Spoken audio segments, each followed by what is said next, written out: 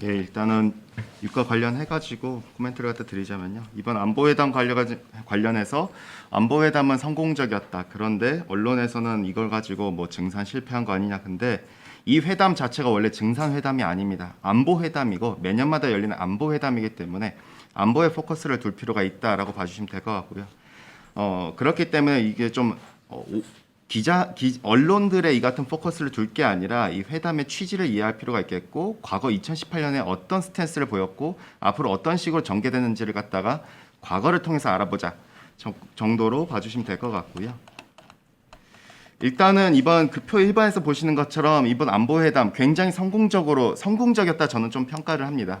기본적으로 제가 원했었던, 그리고 사우디가 원했었던, 요구했었던 부분을 충분히 충족시켰었다. 안보 보장 측면에서 이란에 대한 억지력에 대해서도 충분히 보장을 해주는 이 같은 부분들이 나와줬고, 방공망에 대해서 그동안 작년 2월 달에 바이든이 전부 다 파기했었던 안보 조약들을 갖다가 다시 어떻게 보면 해주겠다라는 식으로 메시지가 던져졌는데, 특히나 중요했었던 점은 그동안 바이든 행정부는 작년부터 탈중동을 갖다 외쳐왔고, 그것 때문에 이제 사우디라든가 걸프 삼국이 증산을 안 해왔었습니다. 근데 이 부분과 관련해가지고 중동 지역에서 미국의 공백을 러시아나 이란, 중국이 채우지 못하도록 미국의 영향력을 유지시키겠다라는 식의 메시지를 갖다가 백악관에서도 던져줬다라는 점을 놓고 본다면은 안보에 대한 메시지 정말 어떻게 보면 충분히 갖춰졌다라 볼 수가 있고, 예상대로 이렇게 좀 성공적인 부분이었다라고 볼 수가 있겠는데, 언론들에서는 약간 좀 실패했다라고 하지만은 2018년 때 우리가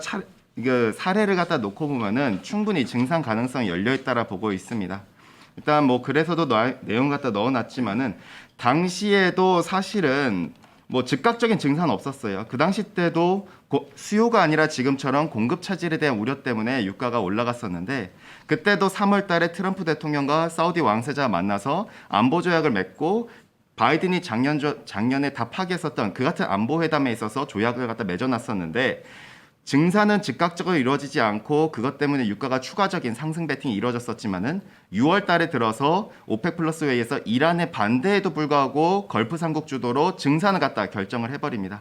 이때부터 유가 상승세가 좀 진정되면서 추후에 계절성이 종료됐었던 10월 초 때부터 유가가 급락이 나와줬었는데, 이 같은 부분에 대해서 저희는 안보 회담의 성공이 이번과 유사한성 그걸 갖다 좀 참고할 필요가 있겠고, 앞으로의 방향에 있어서 9월 달 산유량에 있어서 계획을 갖다 발표하는 8월 오펙 플러스 회의랑, 그리고 어떻게 보면 9월 달에 10월 이후에 계절성 종료 이후에 산유량 방향을 갖다 결정하는 9월 오펙 플러스 회의, 이 두 개의 회의에 있어서 사우디의 역할에 대해서 우리가 좀 주목하자. 이 정도로 좀 정리해 주시면 될 것 같습니다.